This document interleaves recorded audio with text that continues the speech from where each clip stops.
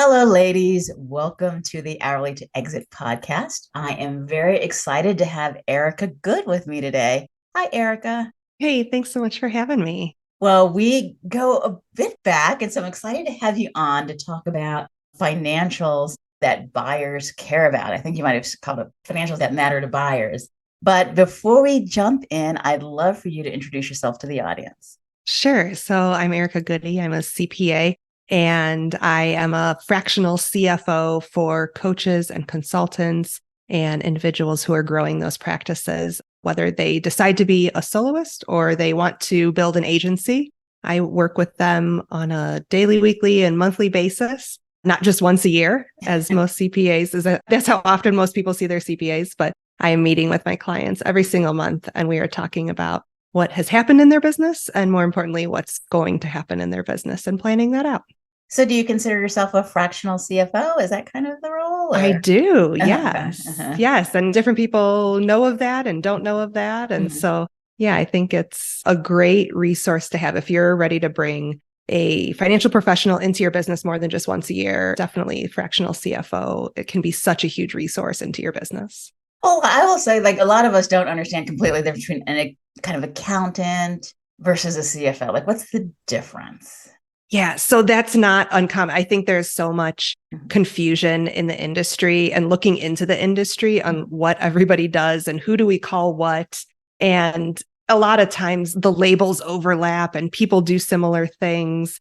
But I would say, like CPAs, I think there's an assumption that a CPA does tax. I think CPAs is just a designation. CPAs wear many different capes, right? They can do many different things. And so I think there's a difference of you can have a CPA who is your tax CPA, and you can have accountants or CPAs who are fractional CFOs. And those serve very different purposes. And a lot of times business owners or individuals get frustrated because they think their tax CPA should be acting like a financial planner or a fractional CFO.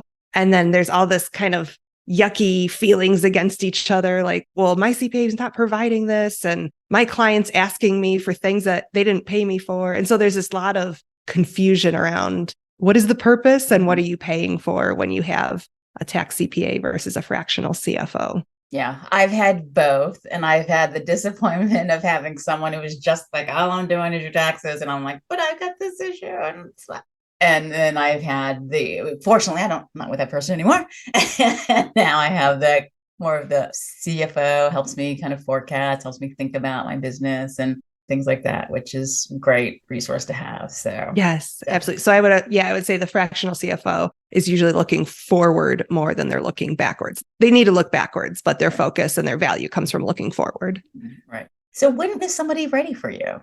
I provide different level of services depending on where people are. A lot of times I see people come in around like the $200,000 to $300,000 revenue mark because they're having a lot of questions around converting to an S corp, and they don't know what that means. They don't know if that's right for them, and they don't want to. Everybody's afraid of doing the wrong thing and getting arrested by the IRS. The IRS will not arrest you. Also, so There's everybody not thinks they're going to get tax jail. arrested. Isn't there a tax jail or debtor's jail or something like that? I don't know. There is for sure tax jail. I would feel very confident in saying the listeners of this podcast are probably trying to do the right thing, and they're probably never, ever, ever going to get close to tax jail. Tax jail is reserved for people who are purposefully doing really bad things. Well, probably at scale, I imagine too. Yes, at Yeah. scale. Yeah. Believe me, they deserve it. You missing a couple deductions or putting in wrong numbers on your tax return will not land you in tax jail. Right. So yeah, I see people. One point is I see them usually at the $200,000 to $300,000 mark when they start wanting to look forward in their business and when they're starting to see significant growth and scale and like kind of that click moment, like, oh, I figured this out finally after years of trying different things and experimenting. I figured this out, and now I see that there is a future in this direction that I'm going to scale. And now, how do I plan for it? I think the best problem that I get to solve is I have money coming in. What do I do with it? Or how do I do it the right way? Or how do I save on taxes the right way? Or how do I invest in my retirement the right way? And so I always say I get to solve the really fun problems, right? Yeah. Having too much cash is a fun problem to That is a have. And fun we get, problem, huh? yes, and we get to figure out how to make more cash, save more cash, and invest it in the right ways. So that's one point. And then another point that people tend to bring me in is when they've created what is like an agency or something where they have a staff of people and they've done very well and they've been able to track things along the way, probably until their first million with their bookkeeper or by themselves sometimes. Mm-hmm. And then they get to the point where cash is flying in every direction. We've got to make payroll twice a week. We're bringing in invoices, but some of them aren't getting paid. How do I get those paid? I can't miss payroll. And we start to get these really tens of thousands of dollars in and out swings on a weekly or biweekly basis that can get really nerve-wracking if you don't have a good visual into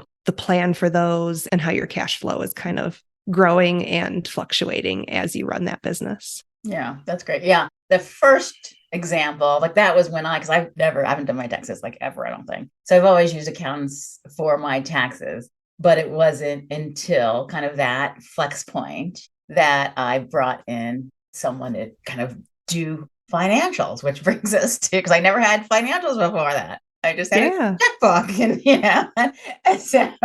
so that brings us to our topic today. And so I'm excited about it because I haven't been talking on the exit side of the hourly to exit journey for a while. So we're going to talk about that today and about the financials that will matter to a buyer. But just starting from the beginning, like, what do we mean when we say financials? Yeah. So what I mean, at least, is I mean really simply a balance sheet and or a profit and loss statement. No matter where you are at any point in your business, you're going to need to do those, whether you keep them in a spreadsheet. There's no shame in spreadsheet, whether you keep them on a legal pad. That's okay too. Like those financials statements is always going to be what feeds your taxes. So whether you do it on your own or you have an accountant do your taxes, you're always going to have to produce some kind of financials. And that's usually going to be your balance sheet and your profit and loss statement at the very minimum for every business owner in whatever stage you're at. Mm-hmm. Right. And what is a balance sheet? Oh, thank you. A balance sheet. Yes, that's true. A balance sheet tells you what assets you have and what debts you owe. Mm-hmm. And so accountants love to be in balance. Balance sheets are called a balance sheet because they should balance. Your assets are always going to equal your debts plus your equity in there. And so I'm going to take it out of business for a second because sometimes we're like, wow, I don't even know what my assets are in my business. But when I think about something very basic, like if you think in terms of owning your home is your assets. Let's say you have a $400,000 home and you have a $300,000 mortgage on it. That means your asset is the $400,000 thing, the home. Your debt is the $300,000 thing, and your equity in that is $100,000. Mm-hmm. And so the 400 equals the 300 plus the 100, right? And it works the same way with our business. We have assets in our business, and then we might have debt in our business. And the difference is the equity or the value that we, the owner, have when we pay off the debts, basically. All right, I'm going to go in this direction, and bear with me. So, I like to talk about intellectual property as being an asset in the expertise-based business, but I don't think they show up on the balance sheet. Tell us what that means. Yes. So that is really, there's some really nitty-gritty accounting that we won't go into the depths of. It can show up on your balance sheet. One of the ways it can show up is if you buy that. And so actually, when you're talking about exiting, I didn't know we were going to go this direction. You're really making me scratch my brain for some really good gap accounting here. But this is good because this is talking about exit. So if you do have intellectual property to me, the business owner, if I have intellectual property, it might not show up on my balance sheet. You're right. But when it does show up on a balance sheet is if a buyer comes in and says, ooh, I see you have something of value, intellectual property. I want to buy that from you. Now, if the buyer pays money for it, it is now an asset on their balance sheet. Right. You're right. It wasn't on the seller's balance sheet. As soon as it gets sold and somebody pays money for it, then it's an asset to them. All right. Well, that brings us to the financials that buyers like. And maybe there's then the extras that aren't quite on your financial statement as the seller. So yeah, any place you want to start there? Let's jump into the profit and loss statement. We talked about balance sheet. I think before anything, a prospective buyer is probably not going to care about your balance sheet. Your balance sheet is your balance sheet. Whatever you owe in your business is literally your business. They're likely not going to take on debt from you. And so what a buyer is really going to care about is what's happening on your profit and loss statement. And more importantly, what's going to happen in your profit and loss statement. And so what you have, every business owner is going to have what happened in the past. What they want to see is probably what's going to happen in the next 5 to 10 years. Mm-hmm. They're going to care a lot about your revenue. They're going to care a lot about your profit. And they're going to care a lot about the difference between those every year going forward, or your trend lines. Mm-hmm. And so they want to know if you're increasing in revenue, how fast you're increasing in revenue, and what it takes to increase that from like an expense standpoint. So they're going to worry about how fast that trend is moving in profit and revenue and what it takes to get there. Because if you've set up your business, so they care, they're going to look at what happened in the past. You've created this business. It's hopefully moving in an upward and to the right direction, right? Up and to the right. That's what everybody wants to see, up and to the right. And it's moving at a scalable clip. But if it's taking expenses and it's degrading profit, right? That's what a buyer cares about. They care that they're going to be able to buy that business and make more money and more profit every year in the future.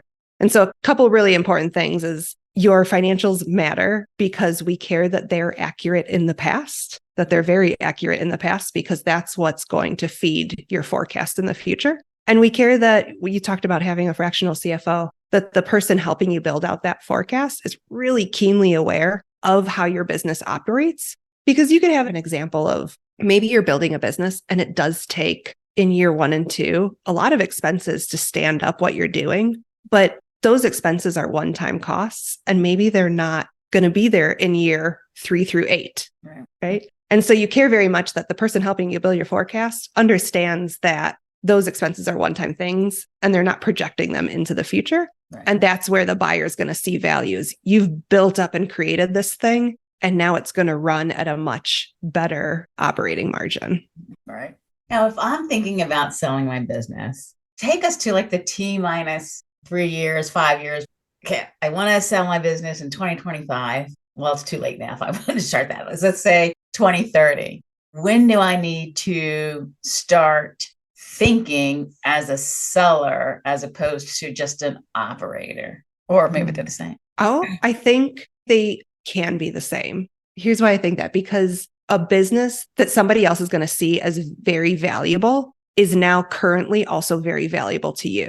What a buyer thinks is valuable is something that's going to kick off a lot of profit and a lot of cash relatively easily because it has a solid operating system behind it, processes, and it's running efficiently. It doesn't take just me as the seller to operate it and to push all the buttons every single minute of every single day. Right. And so in essence, if you're building something that's going to look very attractive to a buyer, you've built something that is already very valuable to you. It's already kicking off profit. It's already making a good cash flow. And it's relatively, quote, easy to run without you, or at least you specifically. Somewhat independent from you.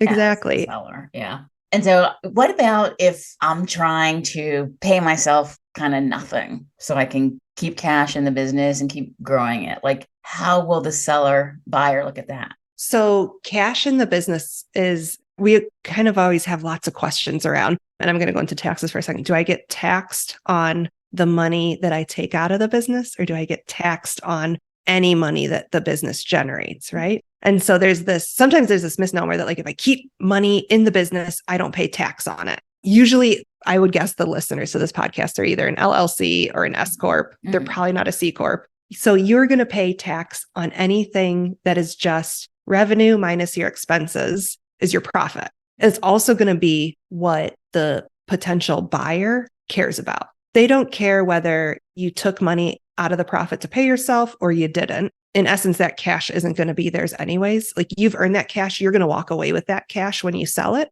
What they care about is that profit line item. Mm-hmm. And so as the seller, if you are generating a lot of cash and you can pay yourself, by all means, pay yourself. But if there's a reason that you want to keep that cash in the business because you think that that helps you build or grow something that in the future is going to be valuable, then by all means, if that's your purpose, do it. I wouldn't say never keep money in your business.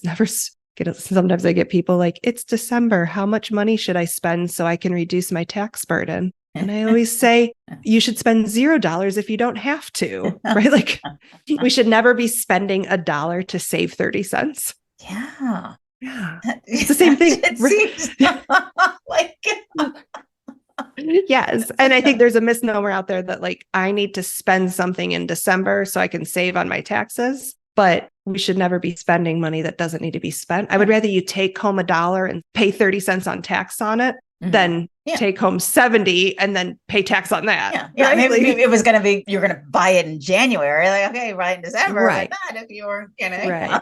And so I'd be very careful, like keep money in your business if you think that you can spend it in a way that's going to make your price tag later higher. It's an investment, like you're waiting maybe to make capital investments and things like that.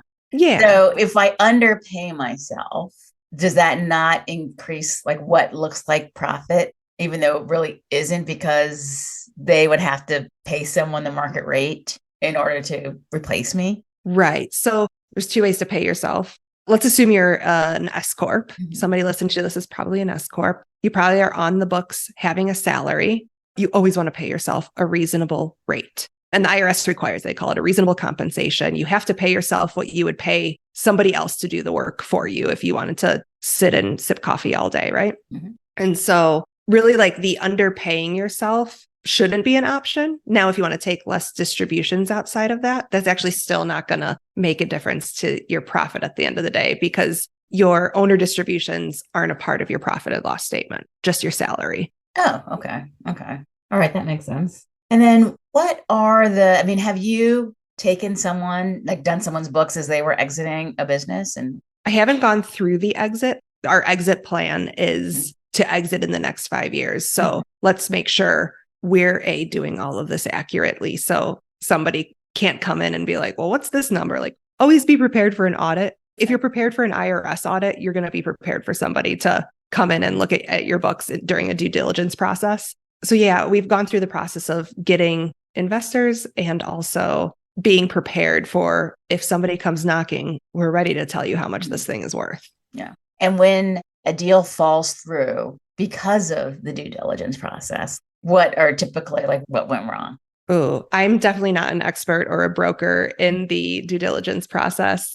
My guess would be that something looked rosier than it was proposed to be, that it was actually in due diligence. Is somebody comes in and starts asking all of the questions. They start nitpicking everything, which is a hard process to go through, right? And that is the nature of the process. And you've maybe said, oh, well, we're at a 50% margin. And so they're going to dig into who are your contracts? What makes those up? How long are those? How easy are those to get when they expire? And then somebody's going to dig into all your expenses. And if after they do all that digging, because what they're doing, they're trying to poke holes in your forecast. And so if they poke holes in that and they're like, wait, you said you're going to grow at 30% revenue for the next 5 years, year on year, every year. I don't know how that's possible based on what I'm seeing today. That's what they're trying to kind of poke holes into. And so that's where like we can all make up a forecast. Any CFO can make up a forecast that looks real great. But the moment somebody starts poking holes in it and can't get to the same numbers that you did, that's where a due diligence process would start, I imagine, breaking down. And a buyer would either walk or say, I still want it, but at a very different price. Right. That's when the retrading, I guess the term is, starts, right? Yes. So if somebody's thinking about they want to sell their business someday, that's why we're here. What's something that they can do today with or without a CFO's assistance that can help them kind of get on the right path? I don't think it's ever wasted time to sit down in a spreadsheet of your own and start forecasting out what the future of your business looks like or what it could look like. And it doesn't have to be a really nitty-gritty process. I think sometimes we can hear words like that and be like, oh, I don't know how to do that. I wouldn't even know where to start. It's really just open up a spreadsheet and say, this is what I think this year will look like. Here's what I think the next 5 years could look like. And from a revenue standpoint, and then what would it take from an expense standpoint? Like, is that going to cost me money? Is that going to make me hire somebody? And what does that do to my margin? And it can be very high level, but it starts to get your brain working in that future direction. If you've only ever really looked through the past for tax purposes, it'll start make you thinking, like, wow, why would a buyer want this? Or what would a buyer want? And how can I make that happen? That's great advice. Like just thinking about looking back, like starting out there and what resources are required to get there and start thinking about it that way, as opposed to like, instead of pushing up the hill, how do you pull yourself up to where you want to be? I like that. Yeah. There's a lot of times where as business owners, especially as excited business owners, I hear things like, okay, well, we're going to increase revenue by $100,000 in this next 2 months. And I'm like, great. Are you going to have to hire to do that, to complete those contracts? And it kind of stops. I'm like, oh, yeah, I guess I will. So your $100,000 of profit really is maybe more like 70,000. And that's, well, if you need to hire another expert, then yeah, what does that mean? Yeah. Exactly. Which is fine. That doesn't mean it's a bad thing. That doesn't mean don't do it. That just means take both sides into consideration. So I usually ask about trends in someone's area. And I don't know, are there trends in accounting? Financial or qualitative? Either one. Right now, the trend in the accounting space that everybody is paying attention to is the shortage of CPAs and accountants in our space. Really? Yes. And it is very well known in the industry. But if you are outside of the industry, I don't think people realize that there is a shortage. I believe there is a crazy statistic that says something like in the next 10 years, 75% of CPAs will retire. And they're not coming in at the same clip that they're retiring at this point. And so I would be shocked if somebody listening to this had not had an issue, if they'd gone out looking for a CPA recently, a new one, had an issue finding one. Because even inside the industry, if I'm trying to refer somebody, I cannot find somebody to refer you to. That is so interesting. So why is it just not the hot major anymore? What's going on there? Oh, that's a deep answer. The deep answer, I think, this is my opinion. So don't, if you think something different, there's a lot of people giving this quote though. So I think it's been a very, trying to speak kindly to my industry. There are long hours. There can be very long hours in accounting, and the burnout rate is very high. And accountants are notoriously also bad at pricing. And so you get this funny squeeze where accounting firms aren't making enough margin and they're treating their employees poorly because they have to get their contracts completed. And so you have this burnout. And I can imagine if I am a college student thinking about majoring in accounting and I ask 10 CPAs who have been in public accounting, they're not going to say necessarily kind things about how their work-life balance has been, which will not motivate anybody to go into the industry.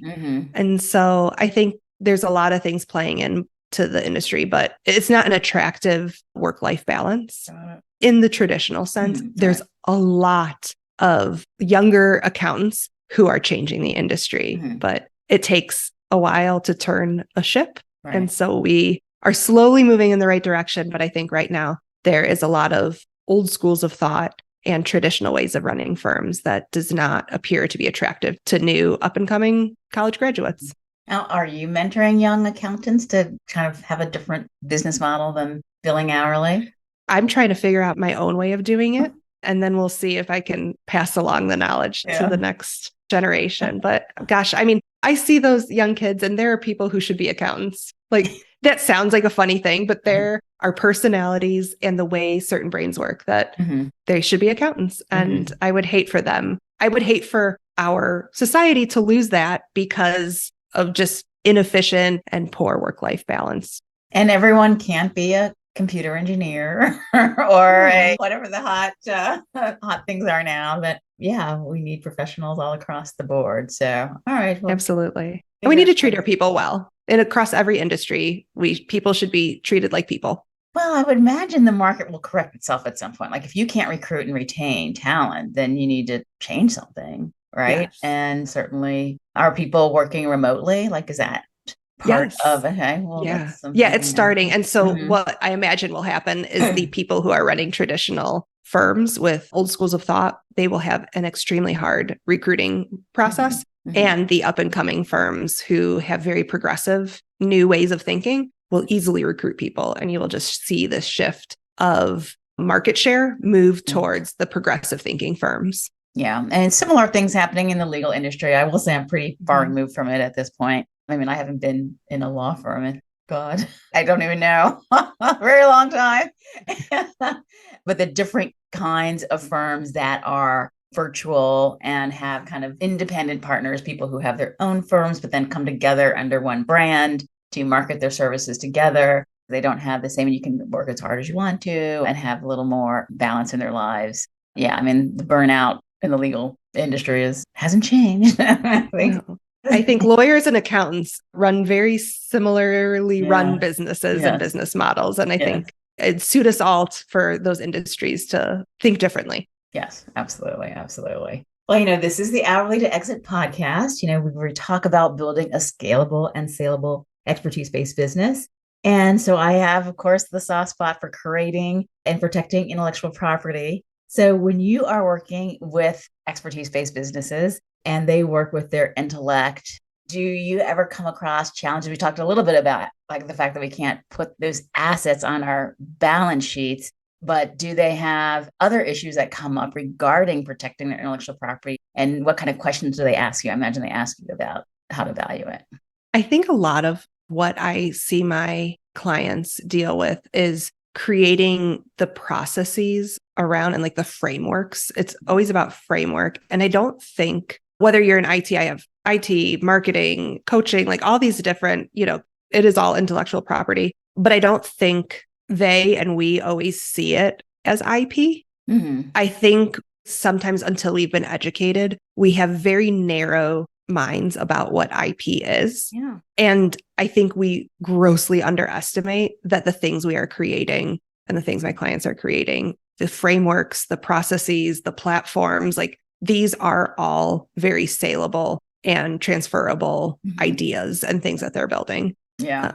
I honestly don't see somebody coming alongside them from a legal standpoint, calling that out for them. I'm not sure that we always know to do that when we're creating these things because we don't see them as IP from that side. Yeah, I like, of course, I like to say that IP is everywhere because every time we're using our intellect, we are creating intellectual property. And then it's not just those things that we are selling, like books and courses and software. It's also the things that we use internally in our businesses to help create leverages in our businesses. So absolutely, I love that. All right, so we know this is a very meta podcast. I'm a female founder of an expertise-based business that I hope to sell someday. You are the female founder of an expertise-based business. Are you thinking about selling it someday? Not at this time. I am in a season of life. We talked in the green room beforehand. We talked about the ages of our kids. I have a 12-year-old and an 8-year-old. And so right now, I am pretty focused on getting these little people grown up and running a business that just is truly like a lifestyle suited for me business. And so my goal today, I don't have selling on the mind. That doesn't mean that it couldn't be in the future. I don't have a finish line that I'm racing to. I enjoy what I do. I want to keep doing it. Yeah. Yeah. That doesn't mean it won't change.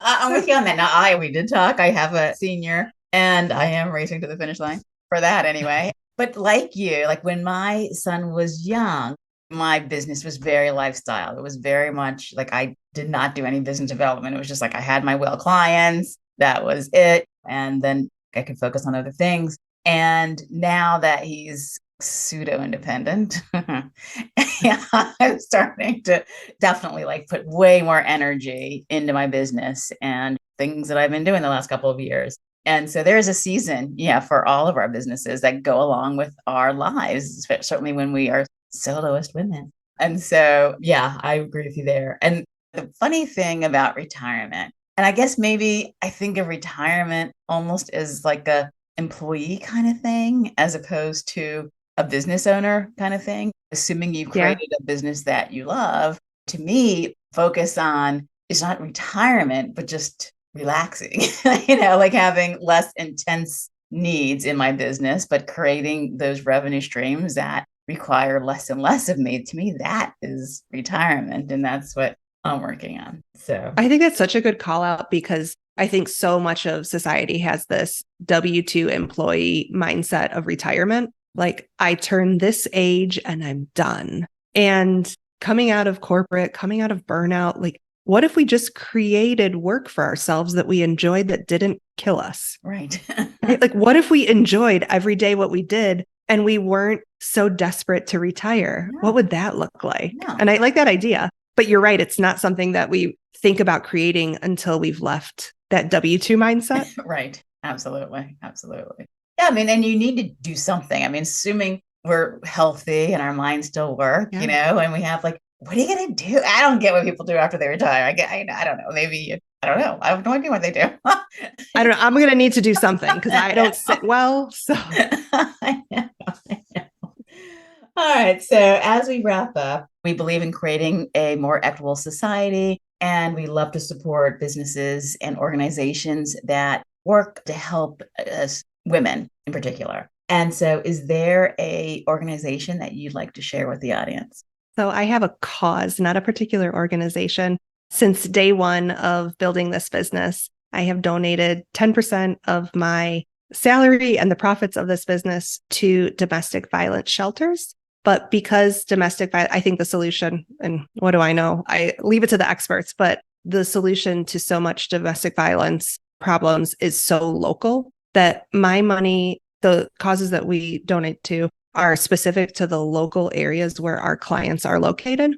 I'm a virtual business. I have clients all over the US. So 10% goes back to those cities, domestic shelters in the cities where my clients are located. This is not a chain restaurant. These are people on the ground in the cities, wherever you're living, that are building up these organizations to help women and men and children of domestic violence situations. And so those are very located all over the United States. And so I get to actually search out these organizations. And it's like my favorite thing to do in December. I get my card out, my debit card out, and I start looking up all of these organizations that I've now donated to for years. And funny thing happens every December, the bank shuts down my card on that day because I'm dropping thousands of dollars in Portland and Austin and Illinois and like all these. And so they assume my card's been stolen. So it usually takes me a few days to get through once I turn the card back on. But yeah, so my cause is domestic violence support for women and children and men also, because that is not exclusive gender problem. But when I do have a new client, I have to look for who's supporting that particular city. And so I will call out a website called domesticshelters.org. And you can put in your zip code, your city, and it will tell you everybody who is supporting that area of the country. And I tend to do my research for domestic violence situations, starting with that website. So domesticshelters.org, if you're looking for somebody to support, or if you know somebody who needs support, you can find who's in their area there. That's beautiful. Thank you for sharing that. And so do you have something special you want to alert the audience to about what's going on in your business, offers that you may have? Yeah. So I have a podcast called Coaches, Consultants, and Money. I'll assume anybody listening to, thank you. I'll assume if you're listening to this podcast, you like podcasts. And so if you want to look that up, Coaches, Consultants, and Money, and follow along there, or you can find me at ericagoode.com or on the socials at Instagram and LinkedIn and just see what I'm up to. I would love to hear from you. You can welcome to DM me anytime. Yeah, I noticed that you're on Instagram. So your business is on Instagram. My business is on Instagram. Now, what do you do on Instagram? Mostly just have fun. Let's be honest. I'm a little more, no, I'm not so serious. I'm a pretty lighthearted person, no matter where I show up. But Instagram, if you drop into my Instagram stories, you will see lots of behind the scenes family stuff, pictures of Idaho, things like that. And this is not a revenue generator for me, but it's fun to be out there and be who you are. And my prospective clients and my clients get to see who I am, because at the end of the day, we're all usually buying the person behind the business. Right. And so I think it's important to just be yourself and show up as you are. That's great. Yeah, Instagram is a little bit dangerous for me. It's generally not a productive space for me. Not productive, but fun. If you want to have fun, go over to Instagram. If you want to get all the highly professional things, probably head over to LinkedIn. There you go. Awesome. Well, thank you so much, Erica. Thank you so much for sharing your wisdom with us and sharing domesticshelters.org. Domesticshelters.org. So thank you so much. All right. Thanks again. Thank you.